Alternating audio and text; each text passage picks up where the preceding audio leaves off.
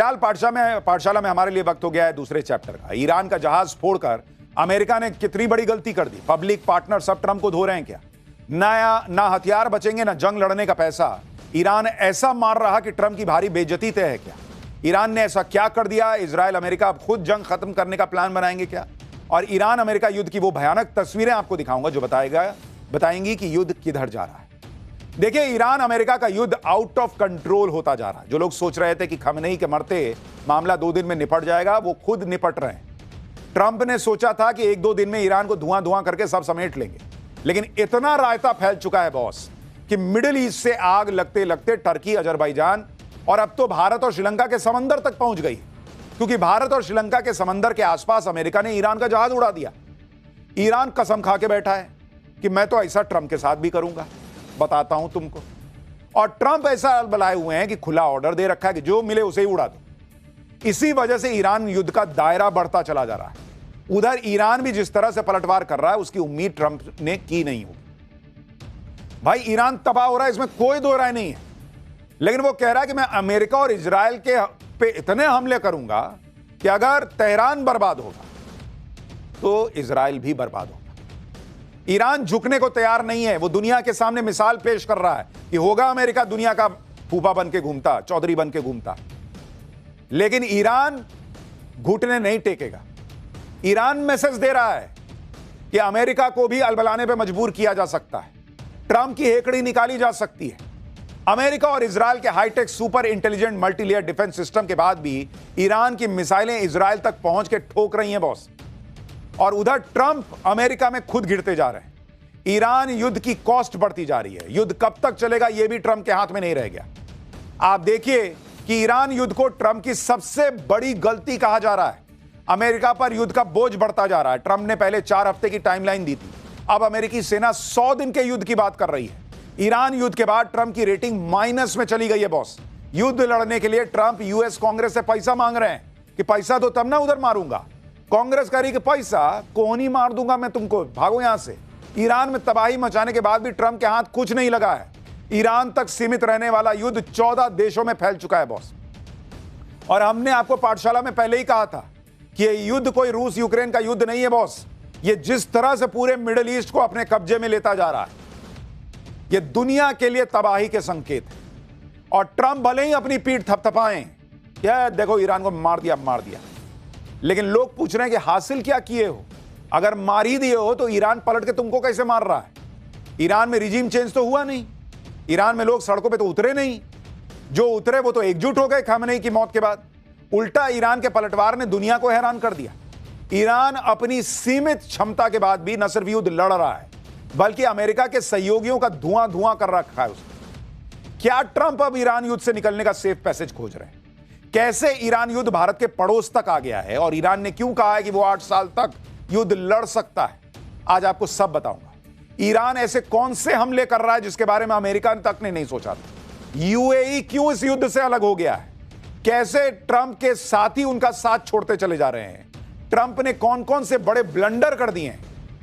देखिए, ईरान युद्ध कैसे अमेरिका के हाथ से निकलता जा रहा है और भारत के पड़ोस तक युद्ध पहुंच गया है। आप उसको देखिए। आप देखिए कि कितने देश ईरान युद्ध से प्रभावित हो रहे हैं। भाई, ईरान ने अब तक मिडिल ईस्ट के करीब 14 देशों में अमेरिकी ठिकानों पर अपनी मिसाइलें दाग दी हैं, ड्रोन फोड़ दिए।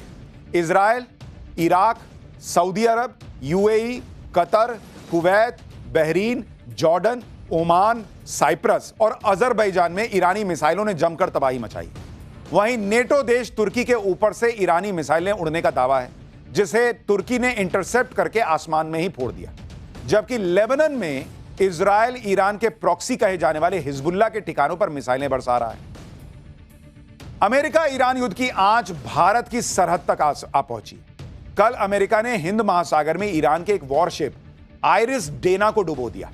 इस हमले में अब तक ईरानी नेवी के 87 जवानों के शव बरामद हुए हैं। अमेरिकी सबमरीन ने श्रीलंका के पास इस जहाज पर अटैक किया था। ईरानी शिप आइरिस डेना पर हमले के इस वीडियो को देखकर साफ पता चलता है कि शिप पर पानी के भीतर से मिसाइल अटैक हुआ था और धमाका इतना तेज था कि पानी की लहर करीब 50 फीट ऊपर तक उठी। देख रहे हैं आप, इस तरह से हमला हुआ है और कहा जा रहा है कि यूएस सबमरीन ने अपनी MK-48 टॉर्पीडो से इस शिप पर हमला किया था। आइरिस डेना उन 19 विदेशी वॉरशिप में से एक था जो भारत मेहमान बनकर आया था। इन जहाजों ने 17 और 18 फरवरी को विशाखापत्तनम में हुए इंटरनेशनल फ्लीट रिव्यू में हिस्सा लिया था। राष्ट्रपति द्रौपदी मुर्मू ने आईएनएस सुमेधा से इस फ्लीट को रिव्यू किया था। भारत के साथ मिलिट्री एक्सरसाइज में हिस्सा लेने के बाद ईरान का यह जहाज वापस अपने देश लौट रहा था। जब यह श्रीलंका के पास उसके तट से करीब 40 किलोमीटर दूर था, उसी वक्त अमेरिकी सबमरीन ने इस पर मिसाइल दाग दी। दावा है कि ईरानी युद्धपोत पर न मिसाइलें थीं, न ड्रोन था, यह बिल्कुल निहत्था था। इसलिए सवाल उठ रहे हैं कि इस जहाज से अमेरिका को फिलहाल कोई खतरा नहीं था, तो फिर अमेरिका ने इसको क्यों डुबा दिया बॉस? अमेरिका जो हरकतें कर रहा है, आपको शोले फिल्म का वो गब्बर सिंह याद आ जाएगा बॉस, कि उसने ठाकुर के घर परिवार में निहत्थे बच्चों तक को मार दिया था और सोच रहा था मैंने बहुत तूफानी काम कर दिया। डोनाल्ड ट्रंप ने वही किया है, अमेरिका ने वही किया है कि वहां निहत्थे सैनिकों को तुमने बीच समंदर में मार दिया और अपने आप को चीता समझ रहे हो। वो तुमसे लड़ रहे थे क्या? वो तो बेचारे वहां से वॉर एक्सरसाइज करके वापस लौट रहे थे और उनको मार दिया तुमने अपनी पब्लिक को दिखाने के लिए, सोशल मीडिया पे वाहवाही लूटने के लिए कि देखो मैंने ईरान का एक और जहाज मार दिया। आप सोचिए डोनाल्ड ट्रंप कितना घबराया हुआ है बॉस, कि उसको इधर उधर जो मिले उसको मार के अपने लोगों को दिखाना है कि देखो मैं कुछ तो कर रहा हूं। ईरानी शिप पर हुए हमले के बारे में इंडियन नेवी का भी रिएक्शन आ गया है। भारतीय नौसेना का कहना है कि जब अमेरिका ने ईरान के शिप पर हमला किया तब उन्हें एसओएस यानी संकट का मैसेज मिला था, जिसके तुरंत बाद बचाव अभियान शुरू कर दिया गया और आईएनएस तरंगिनी जो उस साइट के पास मौजूद था उसे रेस्क्यू ऑपरेशन के लिए भेजा गया। वहीं आईएनएस इच्छक लापता लोगों के सर्च ऑपरेशन में लगाया गया है। अब आपको ग्राफिक्स के जरिए बताता हूं कि इस जहाज पर अमेरिकी सबमरीन ने कब, कहां, कैसे हमला किया। देखिए, ईरान का यह जहाज विशाखापत्तनम पोर्ट पर खड़ा था। यहां से श्रीलंका के आगे से होता हुआ अरब सागर की तरफ मुड़ा। इसी वक्त वहां यूएस नेवी की सबमरीन घात लगाकर बैठी हुई। उसने टॉर्पीडो से अटैक कर दिया और ईरान का यह जहाज 2 टुकड़ों में बंटकर डूब गया। अपने निहत्थे जहाज पर अमेरिका के इस हमले पर ईरान तमतमाया हुआ है। ईरान के विदेश मंत्री अब्बास अरागची ने कहा है कि उनके वॉरशिप डुबोकर अमेरिका ने बहुत बड़ी गलती कर दी। उन्होंने धमकी दी है कि अमेरिका ने जो कदम उठाया है ना, उसका अंजाम उसे आगे चलकर भुगतना होगा। अरागची ने कहा है कि हमला ईरान के तट से करीब 3000 मील दूर अंतर्राष्ट्रीय समुद्री इलाके में हुआ। उनके मुताबिक उस समय यह जहाज भारत की नौसेना के मेहमान के तौर पर वहां मौजूद था और उस पर करीब 130 नेवी ऑफिसर तैनात थे। अब ईरान की धमकी का ट्रेलर दिखना शुरू हो गया है। IRGC यानी ईरान रिवोल्यूशनरी गार्ड कॉर्प्स ने दावा किया है कि उसने अमेरिकी ऑयल टैंकर पर हमला करके उसे तबाह कर दिया। ईरान का कहना है कि यह जहाज हॉर्मुज स्ट्रेट को पार करने की कोशिश कर रहा था, जिसे ईरान ने फिलहाल बंद कर रखा है। यानी ईरान ने हॉर्मुज स्ट्रेट से किसी भी जहाज के आने जाने पर पाबंदी लगा रखी है। लेकिन इस अमेरिकी जहाज ने ईरान की धमकी को हल्के में लिया और अब वो धीरे धीरे पानी में डूब रहा है। और ईरान हर वो जवाब दे रहा है जिसकी शुरुआत अमेरिका कर रहा है। भाई, इंटरनेशनल वाटर में तुम मार रहे हो, निहत्थे लोगों को मार रहे हो, तो ईरान कह रहा है कि तुम अगर नियम नहीं मानते तो मैं कौन सा युद्ध का नियम मानूं, फिर मैं मारूंगा तुमको। और ईरान न सिर्फ अमेरिकी टैंकर पर हमले कर रहा है, बल्कि उसकी प्लानिंग तो इससे भी ज्यादा बड़ी है। ईरान ने धमकी दी है कि वो इजरायल के न्यूक्लियर पावर सेंटर डिमोना पर हमला कर सकता है। डिमोना न्यूक्लियर साइट को आधिकारिक तौर पर Shimon Peres Negev nuclear research centre कहा जाता है। यह इजरायल के नेगेव रेगिस्तान में एक बेहद गुप्त परमाणु केंद्र बताया जाता है। कहा जाता है कि यहीं पर इजरायल के परमाणु बम रखे हुए और इसे इजरायल की परमाणु बम फैक्ट्री कहा जाता है। इसी पर ईरान कह रहा है कि लोग कह रहे हैं कि ईरान हमला कर सकता है। ईरान के एक सैन्य अधिकारी ने कहा कि ईरान इजरायल की डिमोना न्यूक्लियर साइट पर हमला करने की धमकी दे रहा है। इजरायल की इस न्यूक्लियर साइट का ऑफिशियल नाम Shimon Peres Negev nuclear research centre है, जो नेगेव रेगिस्तान में डिमोना शहर से करीब 13 किलोमीटर की दूरी पर बना हुआ। दावा किया जाता है कि इजरायल ने 1958 में फ्रांस की सीक्रेट हेल्प से यह परमाणु रिसर्च सेंटर खोला था। ईरान के लिए इस न्यूक्लियर सेंटर को निशाना बनाना इसलिए मुश्किल है क्योंकि दावा है कि यह जमीन के अंदर करीब 100 मीटर की गहराई में है। इस एरिया को इजरायल ने पहले ही नो फ्लाई जोन घोषित कर रखा है। परमाणु सेंटर की सुरक्षा के लिए इजरायल ने 3 लेयर की सिक्योरिटी बना रखी है, जिसमें शक्तिशाली आयरन डोम, एरो 3 और David's sling air defence system शामिल है।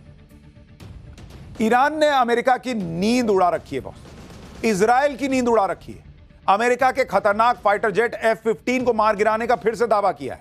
हालांकि अमेरिका ने इन खबरों का खंडन किया है।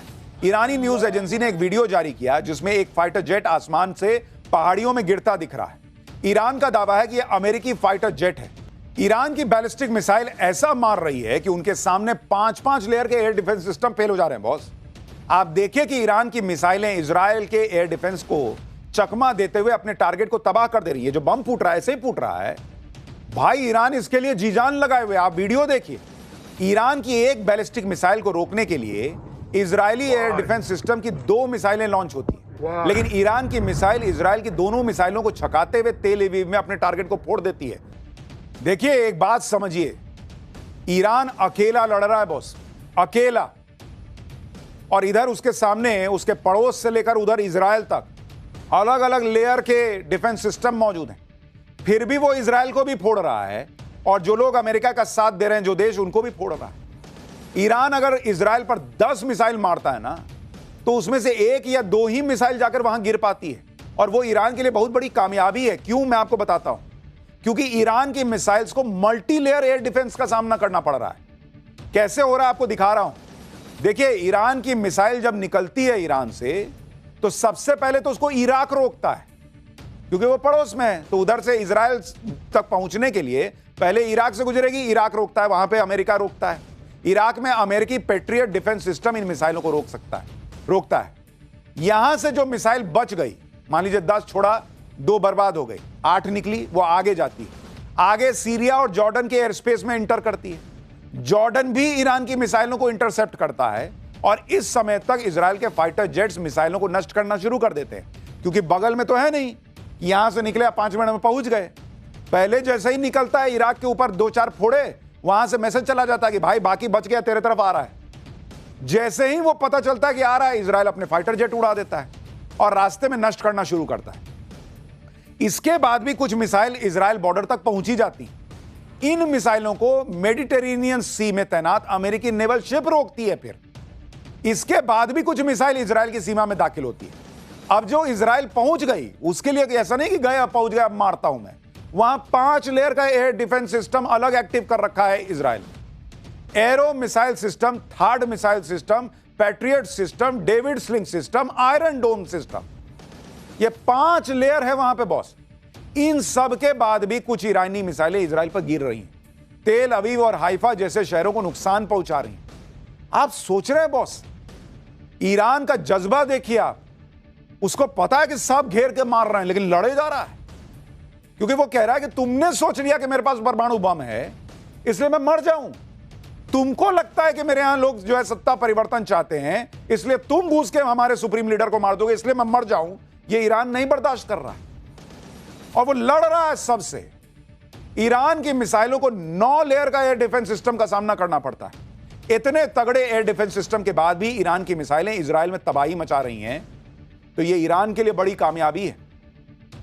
और इसलिए अमेरिका और इजराइल दोनों जो है ना अलबलाए हुए हैं। ट्रंप अलबलाए हुए हैं, क्योंकि उन्होंने सोचा नहीं था कि ईरान ये कर देगा। और इस अलबलाहट में उनको जो सामने दिख रहा है उसको फोड़ने की कोशिश कर रहे हैं। अमेरिका और इजराइल ईरान पर 3 तरफा हमले कर रहे हैं, एक जमीन से, दूसरा आसमान से, तीसरा समंदर से। यह अमेरिकी नेवी के वॉरशिप का वीडियो देखिए। एक के बाद एक मिसाइलें लॉन्च हो रही हैं। बताया जा रहा है कि तेहरान को तबाह करने के लिए अमेरिका अपनी खतरनाक मिसाइलों का इस्तेमाल कर रहा है, जिससे ईरान को ज्यादा से ज्यादा नुकसान पहुंचाया जा सके। अपने ऊपर हो रहे हमलों से इजराइल से लेकर अमेरिकन एलाइज जो हैं वो इतना परेशान हो गए कि वो ईरान को एकदम मिट्टी में मिला देने पर आमादा है। तो भाई एक बात बताओ, तुम तो कह रहे थे कि तुम वहां लोगों के लिए सत्ता परिवर्तन करना चाहते हो। जब पूरा घर ही मिट्टी में मिला दोगे तो मेन डोर का लॉक चेंज करोगे। मेन डोर के पीछे जब कुछ बचा ही नहीं, पूरा घर तुम मिट्टी में मिला दिए, फोड़ दिए, तबाह कर दिए, तो मेन डोर का लॉक क्या चेंज कर रहे हो? जब मासूम लोगों को मार ही दिए तो किसके लिए ये सब कर रहे हो? आप सोचिए अमेरिका की सनक क्या है। उसको खुद नहीं पता वो क्यों कर रहा है। और मैंने आपको पाठशाला में बताया था कि डोनाल्ड ट्रंप अपने ऊपर जो आया है ना कि भाई ये आदमी पे सुप्रीम कोर्ट ने कह दिया कि पैसा लौटाओ दुनिया भर का, अप्रूवल रेटिंग आज की डेट में माइनस में चल गई है। ये करोगे तो माइनस में ही ना जाएगी। आप देखिए कि अमेरिका और इजराइल के हमले से ईरान धुआं धुआं हो रखा है। यूएस ने ईरान के सनंदाज में कई बड़े हमले किए हैं। ये तुम जो कर रहे हो अमेरिका, ये तुम ईरान में खुशहाली लाने के लिए कर रहे हो। कुर्दिस्तान प्रांत में इमाम अली मिलिट्री बेस को तबाह कर दिया अमेरिका ने। पूरा इलाका धमाकों से कैसे थर्रा रहा है आप देखिए जरा। ईरान की राजधानी तेहरान में अमेरिका और इजराइल ने मिलकर कमर तोड़ एयर स्ट्राइक। रात के अंधेरे में तेहरान पर बड़े बड़े बम गिरा दिए, जिसके बाद तेहरान में भयंकर नुकसान हुआ। आप सोचिए दुनिया की क्या हालत हो रखी है कि दुनिया में कोई डोनाल्ड ट्रंप से पलटकर नहीं पूछ रहा कि एक बात बताओ, अगर तुम परमाणु बम फोड़ने निकले हो तो रिहायशी इलाके में क्या बम गिरा रहे हो? वहां फ्लैट नंबर 4/320 में जो है वो तुम्हारा परमाणु बम रख के बैठा है क्या ईरान? और तुम सत्ता परिवर्तन करने निकले हो तो ये किसका घर गिरा रहे हो, किसको मार रहे हो? नहीं, अमेरिका मार रहा है। और इसलिए ईरान जो कर रहा है ना, वो दुनिया के लिए मैसेज है कि अमेरिका की इस गुंडागर्दी, इसका जवाब देना होगा। अमेरिका इसलिए ताबड़तोड़ हमले कर रहा है क्योंकि ट्रंप जल्दी से जल्दी इस युद्ध को खत्म करना चाह रहे हैं, क्योंकि युद्ध का एक एक मिनट अमेरिका की जेब ढीली कर रहा है। अमेरिकी ऑपरेशन एपिक फ्यूरी के पहले 24 घंटे में $779 मिलियन यानी करीब 7,139 करोड़ रुपए खर्च हुए। युद्ध शुरू होने से पहले सैन्य तैयारी में ही $630 मिलियन यानी करीब 5,773 करोड़ रुपए खर्च हो चुके हैं। सैन्य तैयारी और पहले दिन के हमले की लागत मिलाकर 12,830 करोड़ रुपए खर्च हो चुके हैं। यूएसएस गेराल्ड आर फोर्ड युद्धपोत और स्ट्राइक ग्रुप की एक दिन की लागत करीब 60 करोड़ रुपए आती है। अमेरिका ने फारस की खाड़ी में 2 युद्धपोत तैनात किए हुए, जिनका रोजाना का खर्चा 130 करोड़ रुपए आ रहा है। ईरान युद्ध पर अमेरिका का लगभग $65 बिलियन यानी करीब 6 लाख करोड़ रुपया खर्चा हो सकता है, ऐसा माना जा रहा है।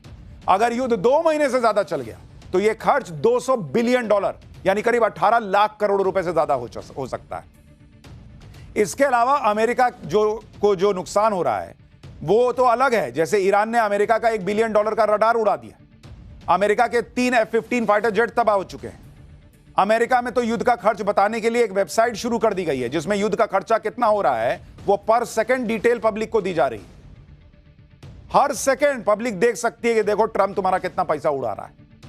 इसी तरह से इजराइल पर भी युद्ध का बोझ बढ़ रहा है।